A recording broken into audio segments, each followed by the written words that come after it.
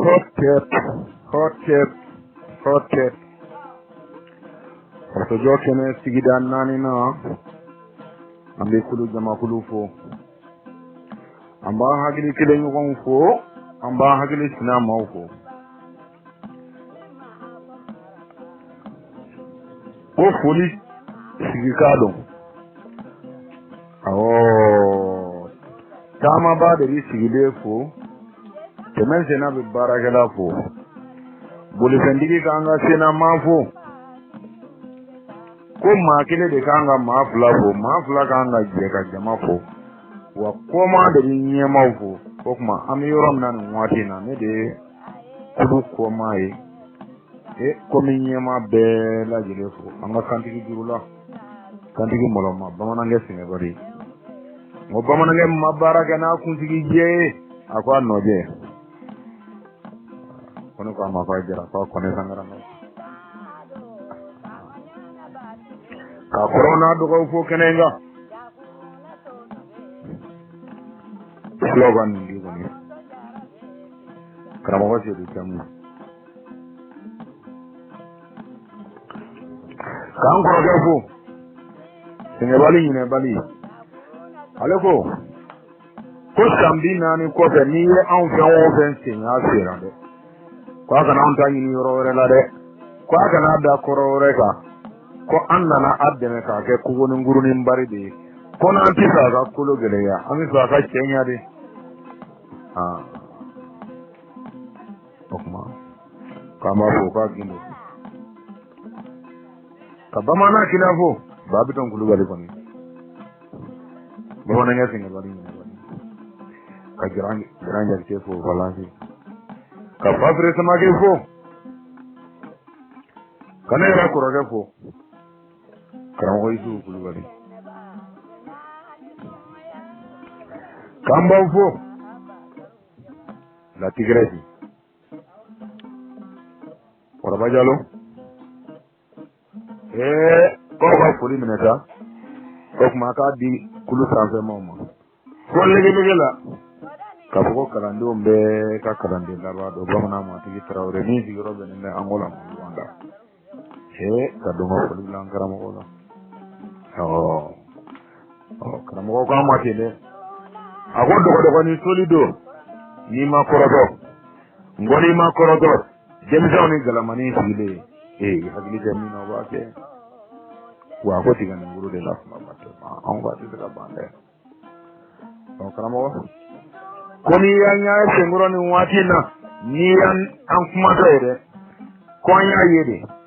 ka tore kele me sa ko wora ble ni ke to furo la ka furo tigi yere de yini ga ko jone ma ngabe furo dala en go furo tigi ni bana ka kuma o wati ni siranti la fubari ya ko ri Ogo de gamla ka masuno mo adola babungo mada tambulo ya ko istramo ko kenedo mada tambulo o ngani ya me kuma yanno andale mala de ngona nye filmo fleki ya wa kala bagodi ak onte dore gele kan ko blo ndala sibu banye blo kono makoro banye olo man to kene magansa umu kodo na ganza ko we find the tambulo, we find the soign. O die na te fumado ma, damara ko bi ga jago ku ni sira e goy. Ko ni mami yele lan kana tai. Ko ni mami ngo ka ba ka nya fa yana. Kanga boko. Min to rambulanga nin kan ngono na ambulo kene mola. Hawo wa aw yere bolo de. Hagili tigi ni ngola goy. Hagili tigi to la goy. Yero ni hagili yemi ndogo hagili de wanyi ne kaye ne hagili tigi era de tisongo ayi ni malike hagili tigi nyoko na mina de ikomi awu yele waka le muru tiga minga so ni chanfe kuma mina ko ni yedenwo de nyana mayen kono adoko abi fado ni bado de nona olu bi fado ni bado nona ango siga termina amba mbono nona melu yanto dugolo ni kana ambo de nona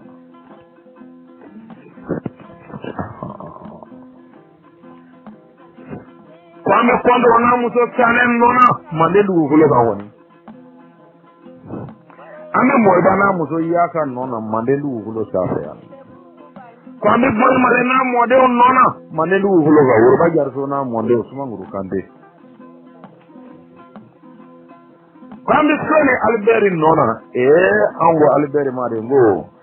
aw ma ko ba be soni ngaw ya ale mara ko ma je ga nya ne ko ye soni ngaw ye ngo soni mora so ba de ngo so ba to me no be tinde de go tan se kama kana mo ngon nun gara de kan nya na je drawe ambe de soni ngaw ambe de so ba ka ambe de no bi ga wa ambe de to ay ko kama ga ni sona iyaye ni ma so iyaye ni yere do ka do iyaye ni ti yere do ka do ni iyaye Yini be kilon di abi soro chugo de ode bola no ma be ai tudo ma ka foko auna balma ke ane aka kalande umbe ka kalande la wado kene ma koro ka jitulla anu ka wuro sana ma ga do komana ma tigi trawre ni soro ben na mula malwanda kan kundo karamo ka kene ka ngamna dobla jiga di jirora mimi na safaro lala ka sama modo ma karamo na sama modo karamo wani mine tala foto jo kenedo mino yaki adomo ko yere odi bia akira chugodi obi yen foya de mu yaki ngo bi yen foya de o amna je ga jo chugo mo te ko nwango kono mi foya de revolutionnaire revolte lo nga kenedo de o ma revolte mo kam o revolte le metti ken de kam wonna ngara bo ko kenedo ankoro ke ko amade kono ngara sewo fe kangan nan kala yaade ko da ko uyangili gela uyangili o nga kenedo o kama ko kenedo fotu go retala de go fotu go retala foi tami kenya na maya enkono go foi tami kenya na maya enkono fo amberes ne siragelen so kuma dola ko iko de don grabo ko awni e bet ne siragelen so kuma dola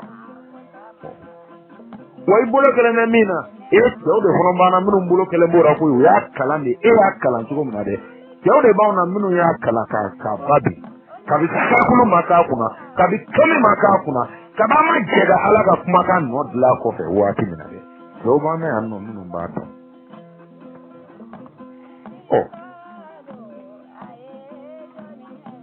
na yi wele ni restaurant jera iga don abugo kuma ora town ni che kwe doro ora town ni che kwe on tumbala ko munu yang ambla ka anyere ni ngade ko munu ye yere ni ngade sidanna kana se kuma dola pitaka kara mo yere la akumuna nkono atorila nkono afono wati sara ko banga na kono abi sa kan fawa anti so mare awu ya kalan tukumna an chamanya kalan tede atumbara tukumna adine flabbe aka do kono kan chaman tumbi an tumbara tede o anya yere nyini nga do de kan yere la amo jabi de soro an yere la anyo nyini nga qur'ane na amo jabi soro anyo nyini nga bibulu la amo jabi soro o ama na sango amo nyini nga mbade mununa ni ye nyini nga lika to hage madro ki kafri yara ko mo woni simma nga miri ka simma ne ko kuma ni miri fa hadima o te gine bo woni nyene ta sama tigede o ka de ma ga tla ka dansi gala karamo woni ko ma ga ngani o de ambla ka uli ka nyini de karamo de ambla ka uli ka nyini de o de ambla ka uli ka nyini wa samu gane ko ja ami go nyini ngali ndeke awo kimene tanduru na haya fole ngoni safe min jigina na le jigina be kama ngale mabo ala fe de ale boram mo nyonde la samu gane duru die kun fa kun be ya ye nyonze be ba nya ki do be ba tieni no do interneti na minu mbora ala kuma na de no ka na be kama samba gele ni kemenani ni e jie plata ba e plata kala ngoni e jie plata ba e plata kala ma kramo ga o ka bo so ba ko ka Canada kana yin na ga jie no aga da do ni ya class lai sabake la me dine kala ma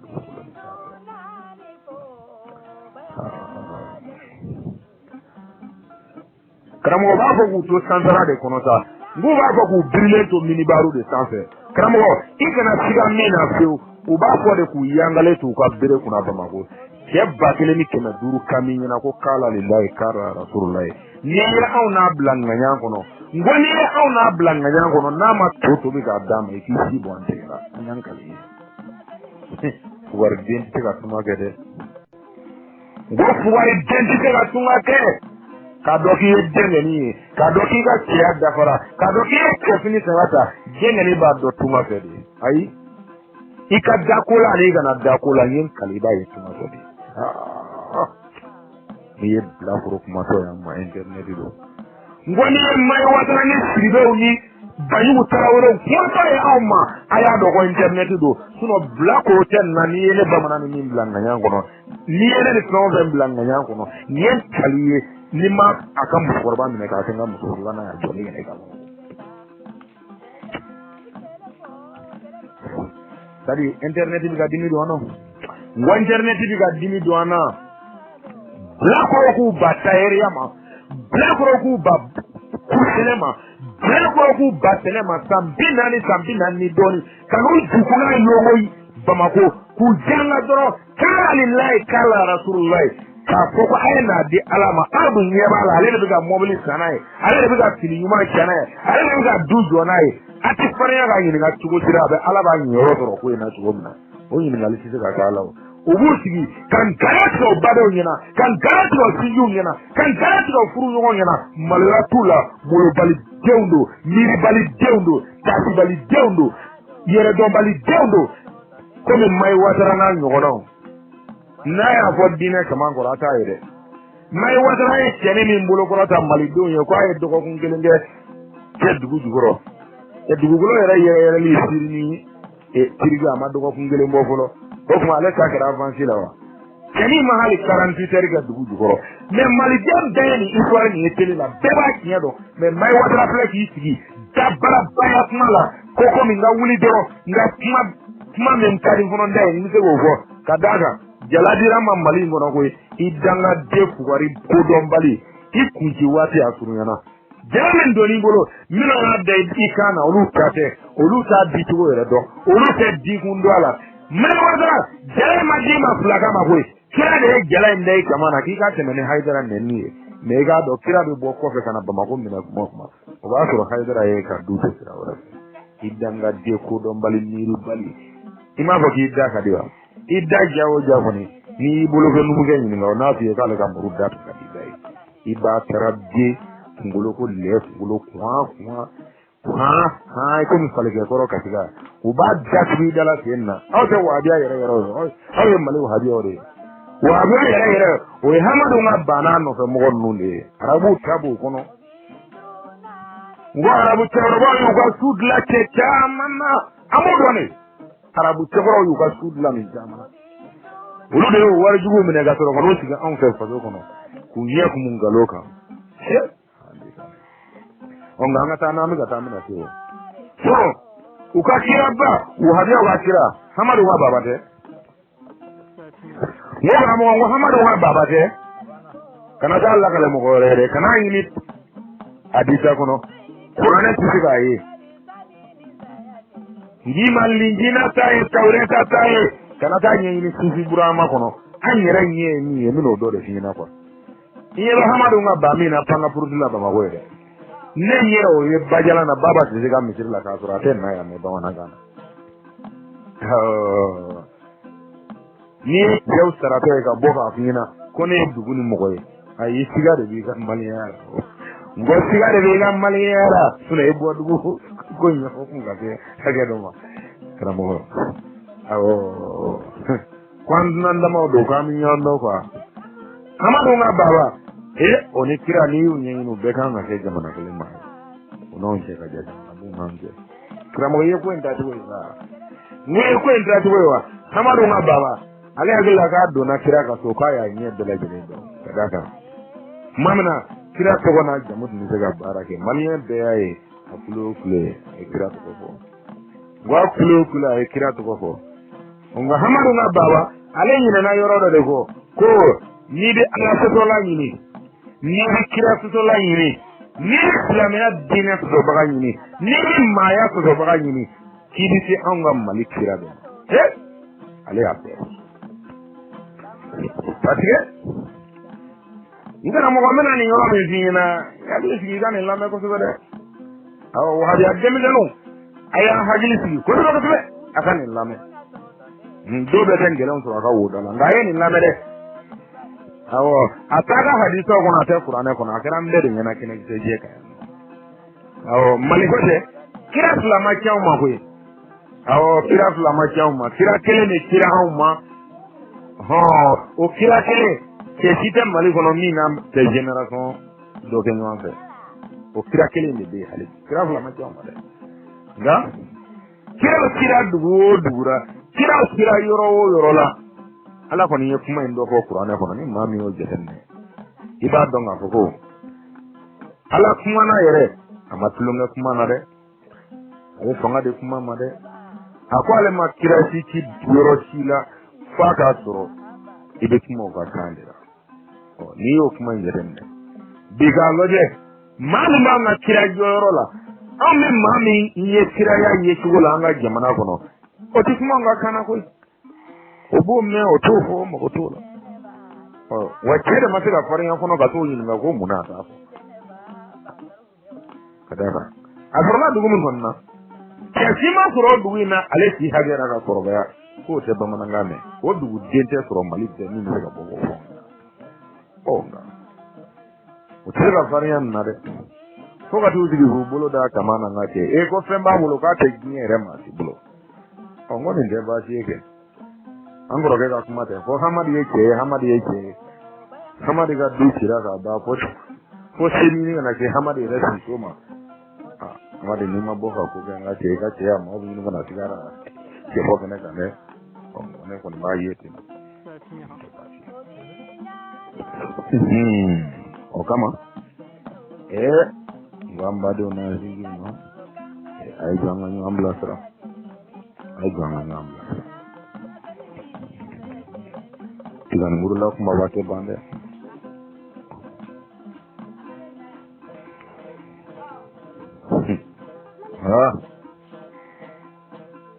bamali wadu iza nguru kuma sara nguru sare iza nguru kuma sara nguru sare odora konendala kambe ko ga tare ko hanye jole to jenyo an kura mun nan lutende ga kongo maede hay wa ti to yida o bi bulo bo janfara o bi janfanti yuro yida nga o tende ga kongo maede nye jate mede uti mana bi mun na yana ko sanfura ni jate na mi bila mene ko ma kongo nanda ko na ki ngo kaba mi ga fo ko kidali do awo ko jihadi dike rabbul to na ga marfai ko ga telefoni burna ko militaire ya telefoni inta ko wati min ndoro ko do tlola ku ya to ani atete rade duga kuma nyo wa fengo mali ngono atete ayo jama ko ma atete rabi jamfara yoga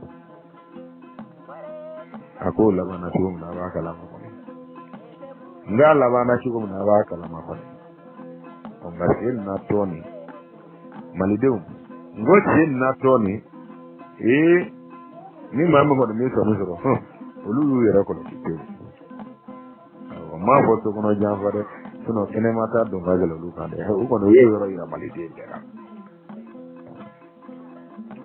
o ya mu do kene maya ame bewa halbe ame tunani nyamu nyan tangalonga ni yede awo ame bewa obi ame to ka nyon tangaloka igoma abora ka minge sita dari ayo da ma tel maka tulungara nyona kwa ngo tel ma tulungara nyona halangalo scenario dilan ko manya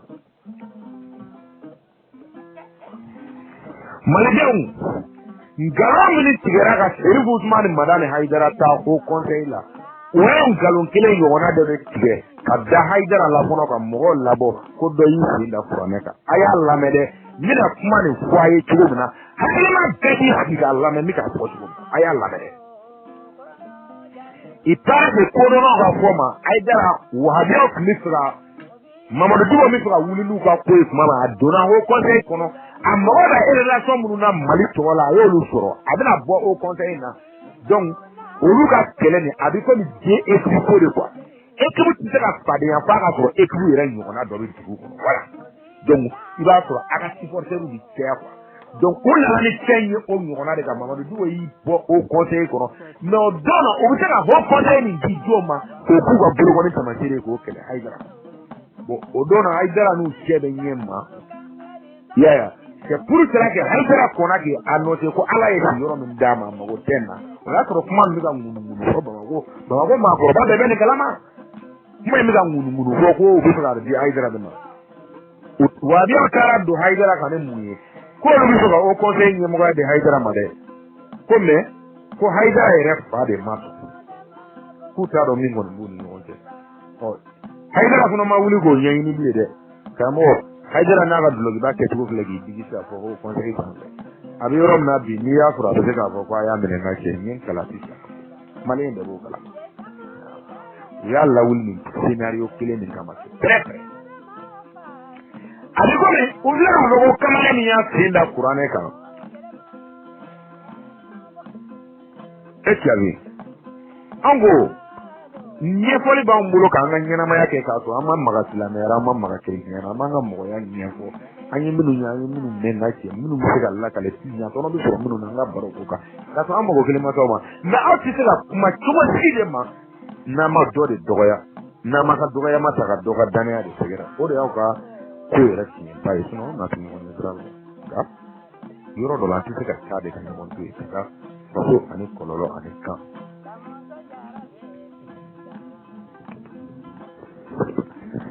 Malio ayere ka sere ko duwo ni doni mi ko ni tot mi malla o sangi na nan ndo de le premier grande attaque entre le Malien et le Malien c'était prévu pour que ni mboni dondi comme basande ko ni rola ya hal ni ya ko atara ke flunga ke ro ka ro le ba ke tan ni la de ale ko no se ko ni mo se ko te gele ne ra ko ga do awo kema ke malla min kera Afrika tenenka ala yere wolo den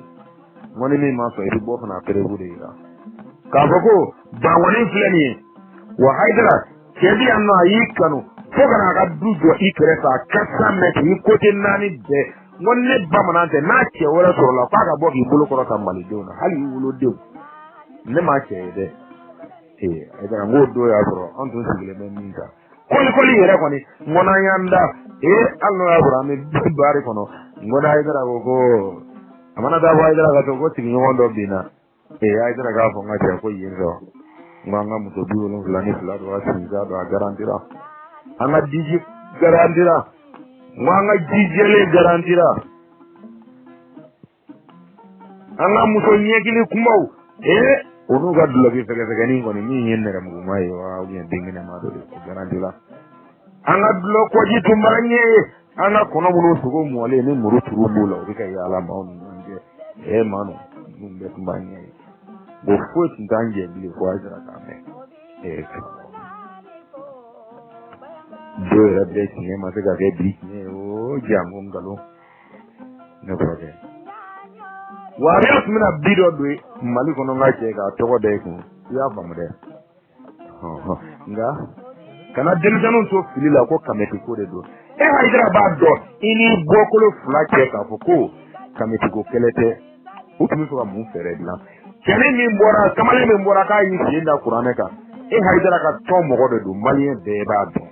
e bi mo gansa de mo joro ti de do am sar kono de ba do kene nga du o ba bo ti ko na ne ga du sabare la ne re ni e ka du mbanja da oh kene ni ne dum bamana mi ga kuma yana ne kameti kuluma na kai yoro mande ko ne ka boko ne ta ka o yake mata ka min mene don mata ka ne kono men min do o kamete kulu ka do man den kulu ka de wane be kamete ko ma ko mun tera minu nga dana sigile do ko an kambe fengele ne ma an kambe nyoko ma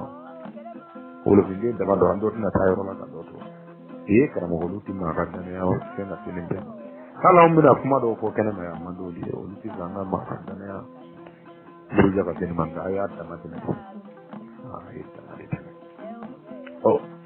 wara ke mu fere dlan keni tenda qur'ana ka min dlan una ken on to donde min dlan ko kono on to na keni tenda qur'ana ka utma fa jama ma nga hirri do e hayda o ira ko ki fono maso e bo do pere jama ka boli ni e bolo desele de ake sono e to maso u yake dibira ka ke kene ka idra maso pa idra ko no de ya ni kuma te ma ko wati fa yin jama jama wa bi ko abada ye fa dege manga e muto bi kule jobi kule ko ba ko na nya so amba fara u jo ba ko ay na ni muri anga bodo bi nyoko no fe hirba haidara ko laban wati ko dono yere ka ko yere manga ke eski boli bi ke ko bi sinye de sunna de haidara ka forma ko ka do o haidara bora utara hamadu ngaba atara kule tumu aga kule ndamne ko no do na ko kira ba do ko no baba ko ayo kule ngo na ndamne o yemi goro di adwa ke mano ya ngoro ke haidara ya kiga ta iko mi malika ya kuro wura borani doye nga borani doye ako karamo malika ko karamo malika ko amma ko haidara na ko mai aka kan mabu ya tayi an kuro de ya do mata de o ene kuma no hokke nani tanduru na haya folo safe internet ami zega nin dalu ya min kile boka dama kramo nin te dalu ya gelede ko banani kala yu danyo nga ko kana le haidara gaso aw no ganye mu go bayra koni wono na folega le la on let min ni bitene ni go van nan ni ke akobina siramu fe minu mi warda ma ñu bedon anya do de tay ci andi le dara ba sama na ma gane ayete mina ka bani ni anana ne ga du soro tu na bite malon tanyate saramu na su tanyate mobili rebe joro ti ga suro mi go to bla ga tabla nyefo kene ga rola o ma ko ma mune ka yeble ayeta o ku botola ko ale ra idara ale te ba mako ka udongwe pale sema do onga kale ga alikadi da batu narage alikadi ko be ba mako bedo o be nyar la ga do nga boture la ga la o be ture la ga do nga botte la ga la be ba mako bedo ko ga nyemo ba mi hulu nyefe e ke yate jamana inde o ke kerete jamana do ma e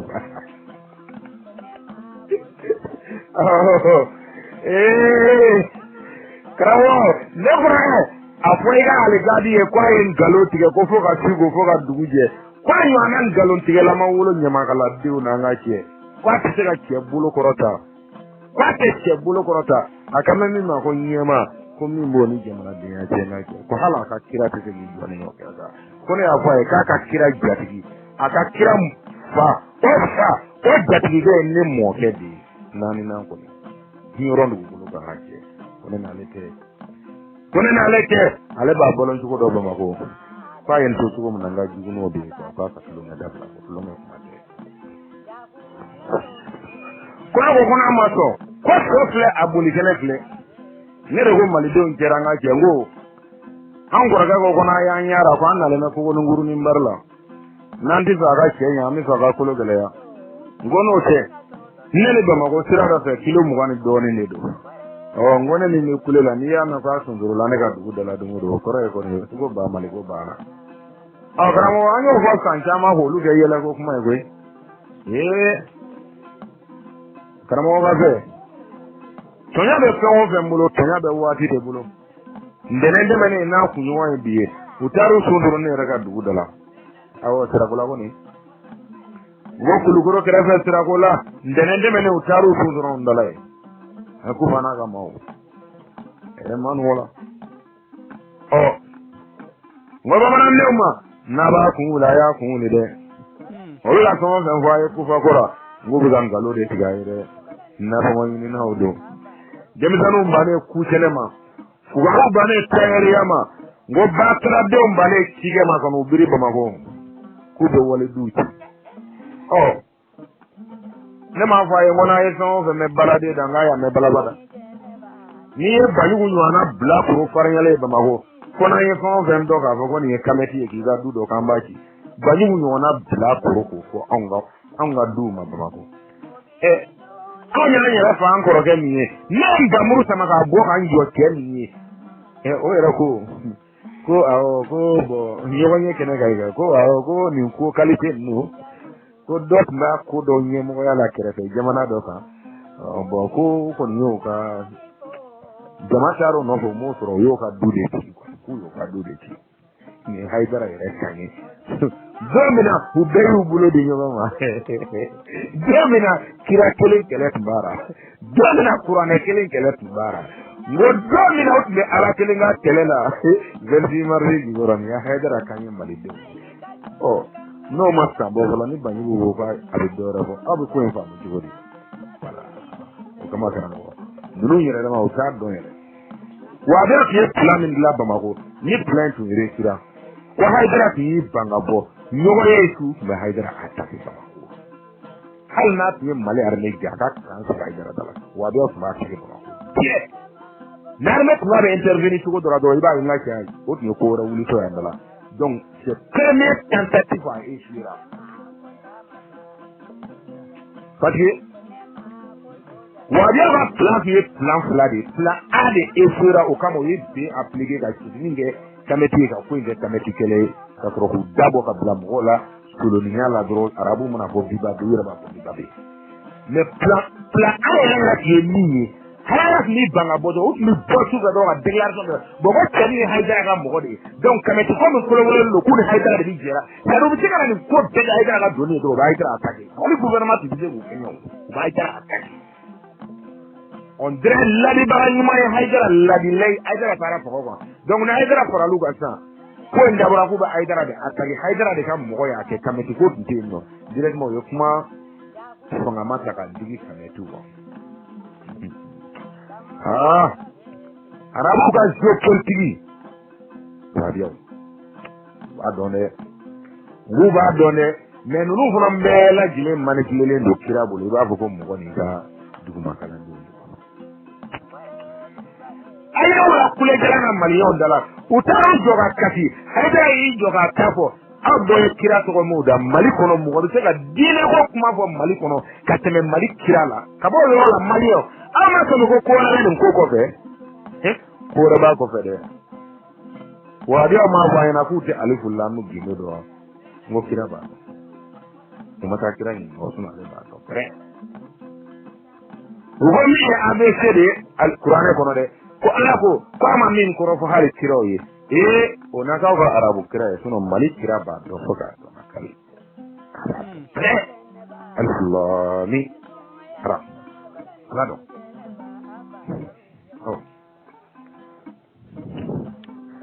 ni mami diga nyana ma ya jete bene e ka nga wa biya dem tanu no ga kado mondialu no ga jala mondialu no ga décoration mondialu loje ka foko arabu ko ni tiya ko wala tere o ga manipulé mali re ko no ko bla tere la na ke ka to te police ko do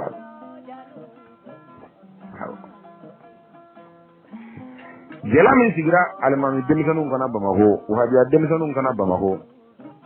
jela min do nu kana male bete jela ndo hundo wo male bete jela ndo hundo bo wahabiya ke ga ni préparer do mina kira men kalama ko ka ko no wahabiya ga pla a haidara ni banga bo haidara de atagi kira men kalama ye plan B ni haidara mambo ubi keni faraga bo haidara ko la foro ka ke kamete ko ka ko da kun no awa biyo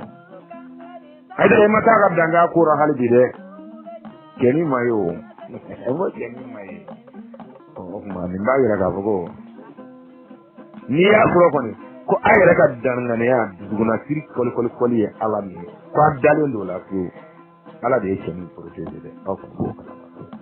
ate ga ba mo ko ni wa ko ta ya ki ko na ba ya ke malu ka abiga chugodi abiga chugodi na ye bla kuro dabo ko bla yere la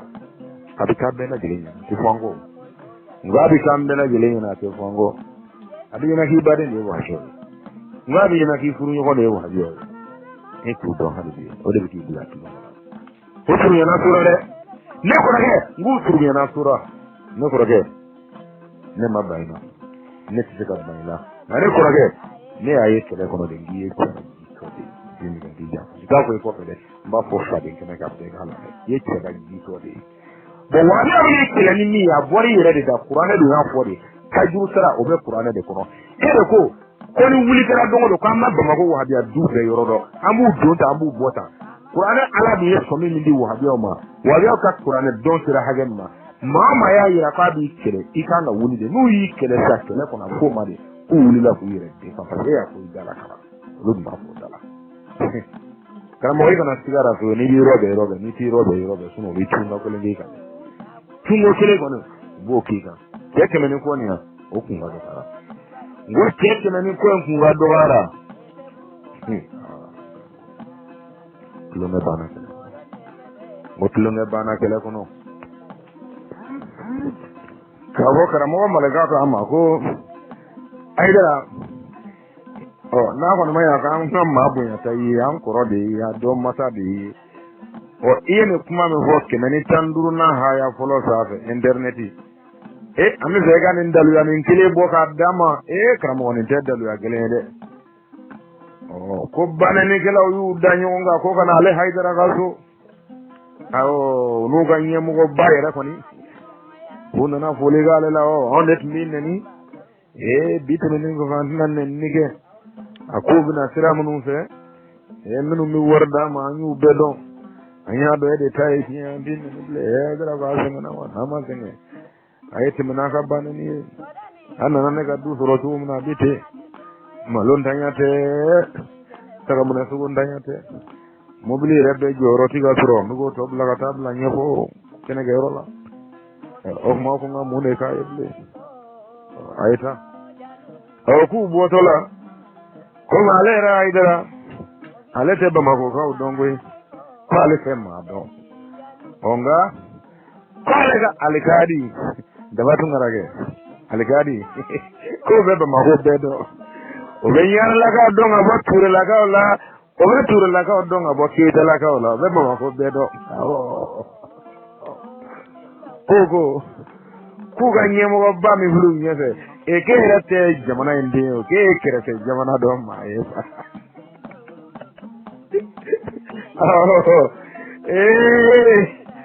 kravo ne bora afoiga aligadi e kwa en galoti ko foga sigo foga duguje kwa nyo anan galonti la ma wolo nyama kala diu na ngache kwa tega ke bulo korota akame mi ma ko nyema ko mi mboni jamana de ya ngache ko hala ka kira te segi joni yo kaka ko ne afoe kaka kira jatigi aka kira o jatigi ke ne mo ke di nani na ko ni rondu ko ka ngache ko ne na lete ale ba bolon ko do ba mako fa yen to tugo mun nga juguno de ko ka tulo na dabla ko tulo na mate ko ko na maso ko sofle abuli kenefle ne de go mali don kera nga jengo an gurga ko na ya nyara ko an nale na ko nguru ni mbarla nan di fa ga kenya mi fa ga ko lo gele ya ngono te nele ba ma ko sira da fa kilo mu wani do ne do o ngone mi kulela ni ya ma fa sunduru la ne ga du dala du do ko re ko ni ko ba mali ko ba na o gramo anyo fo san chama ho lu ke yele ko kuma egwe gramo ga fe tonya be fon fe mbulo tonya be wati de bulo ndene mene na kunyo e biye utaru sunduru ne raga du dala awo tira ko la ko ni ngo kulukoro kera fe tira ko la ndene mene utaru sunduru ndala aku fana ka mau man wala o ngoba mana nema na ba kun la ya kun de o ya so fa fa ya ku fa kora ngubu ga ngalo de tigayire na so wani ni na odo demisanu mbane ku telema fugaru bane tayere yama ngo batara de mbane kige ma kono biri bamako ku be wale duti o ne ma fa ye ngona ye so fe me balade da nga ya me balabada ni e bayugu nywana black ro faranyale bamako kona ye fo fe ndo ka fo ni e kameti e kiga du do kambaki bayugu nywana black ro ko fo anga du ma bamako anya la fa ankoro ke miye namba muru sama ka bo kan jo kenni o era ko awo ko bo yowanye kene ga ko awo ko ni ko kalite no ko dot na ko do nyemo ya la kerete jamana do ka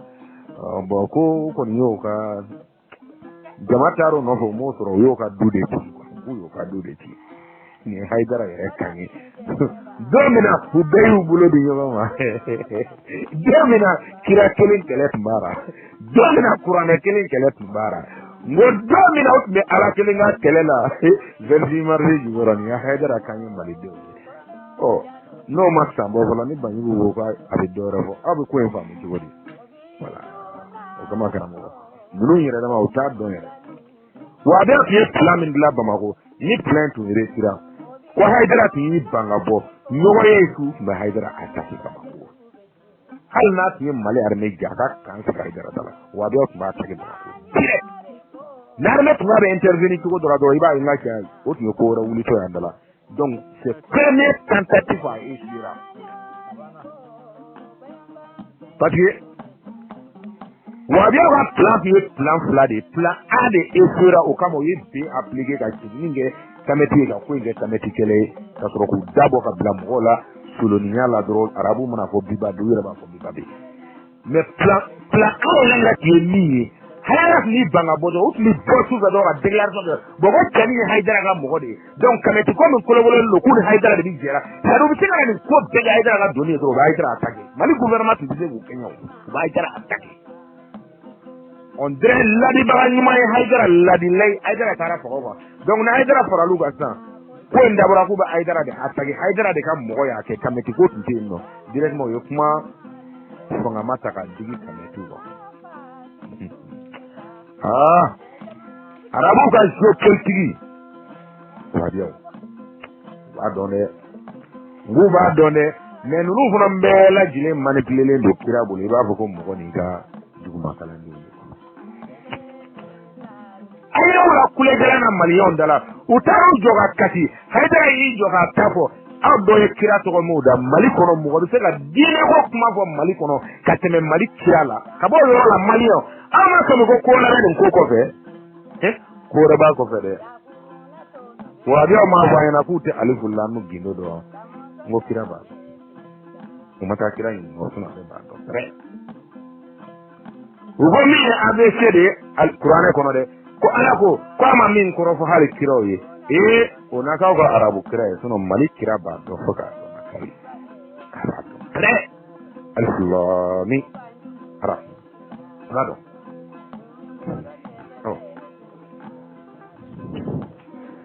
ni mami sigika nyana maya jatebe e ka nga wahabiya demsanu no ga kado mondialu no ga jala mondialu no ga décoration mondialu loje ka foko arabu ko ni tiya ko waratere o no ga manipule mali re kono ko black kere la nga ke ka to ke kuludi wo do ala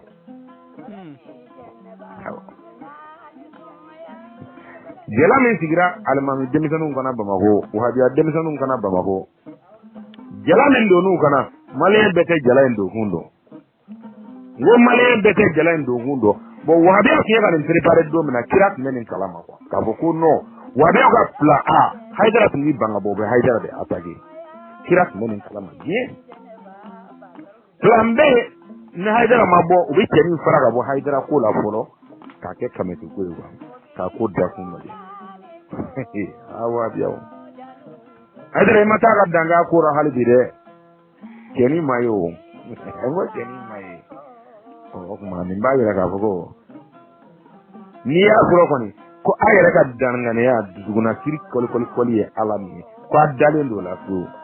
ala de yake ni protéger de aw ko ko kala ma so ate ga ba mo ko ko ko ta ya ki ko na ta ya ke mali na ta abiga ci ko di ngwa abiga ci ko di na ye bla ko dabo ko bla yere la abika bela jelenya ti fongo ngwa abika bela jelenya na te fongo abi na ki bade ne wa jo ngwa abi na ki furu ko le wa jo e to to hadi bi o de bi bla tu o furu na sura de ne ko rage ngu furu na sura ne ko rage ne mabaina ne ti ka baina ngare ko rage ne aye kele kono de ngi e ko to de dimi ko dija ba ko ko fede ba ko fade ko ka be ala ne ye ke ba gi to de bo wani amne kele ni ya bori yere de da qur'ana do ya fode ka juru sara o be qur'ana de kono ere ko ko ni wuli kala dongo do ko amma ba mako wa biya du be yoro do amu do da amu bota qur'ana ala bi so mi ndi wa biya ma wa biya ka qur'ana don sira hajem ma mama ya yira ka bi kele ikanga wuli de nu yi kele sa kele ko na ko mare ko wuli la ko yire de ka pa ya ko dala kala lu ba ko dala kala mo ina sigara so ni bi robe ni ti robe suno li tunga ko lengi ka tungo kele ko no bo kika teke meni ko ni o kunga do kara wo teke meni ko kunga do kara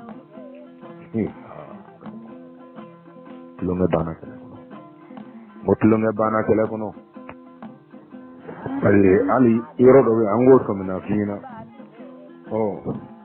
wa biya bla le ko ke ta o ki ko fasuni blonda bet mboka wati na jikan za kuma bugu tige ku barbar ni wona o nga karamo ira nyine ina mo o da blogi bayi anga ni ifade kere ikana kira ye ko jele ko lu doronga blogi bode anu kan ye ko monjali ni manu ji bi kuma na ni ji ka nyeda lo je doro nyeda ni ko no bi kuma ko oni ni mi ka bo sinya tige ni na jode kango ni ga mi to ega hamadu na baba nyeda ko ni no ko ni ya kuma to ni ya kuma to ima ya do na kira ga to akono sin so ga kira ya fa na da ga ko kira ba le do ko yara ne kuma na tugun dum mandi wa biyo re ne kuma tara kira ga to ayi ngru ya te ni no ga ke o ta ko jala ni ala ga ga kira do ema alifu lami gi do ema na bole ga ni dribu ma ko do na ce ka kele ni fulani sabanya na boni kira jami do na ce ligi kira ta na bla ala ga kira ta ay ebi ajiro ke kira la kele min kira kele tono tla yoro la ngache ale dara ko kele tono ni na ale kile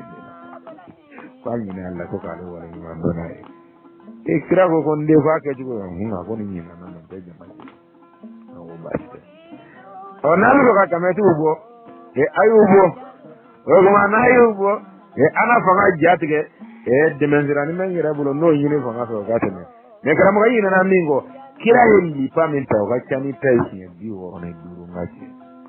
avion ne pana ga kira ta dama e tari ta no fe ko fe kanade avion ne kira ta ga dama ngachi kwa ka du ni kira ta fly ngini kira ta fly amen di pa fly e ta do e ma di tamne ko fe kira ta na dama di paude kani tulo ne kira la te tulo ne ni kane klonga la te klonga yoyi abe alifu lamu kanga dunga baba ate sanfla bo malikono e mana kule ni jimi ko kira ni tisura ko kira ni di blogi ba bolo te ko kira ni di yele escalier la ko kira awo olu fode to wuge ngane rani to wuge jera olu fode arabu jubuge nere ne arabu jubu jera olu fade bingali gelaw ge nere ni bingali gelaw ye sanse ngi ñu fe kalana saudiya ku fa interieur ya ka gal interieur maliye du te jubu ra do yira la no du te ngoni de basi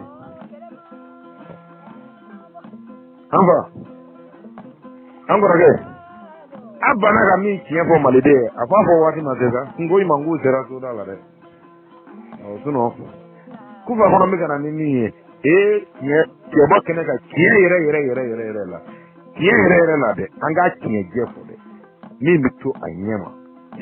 kufa bulo be mi na ka girina tay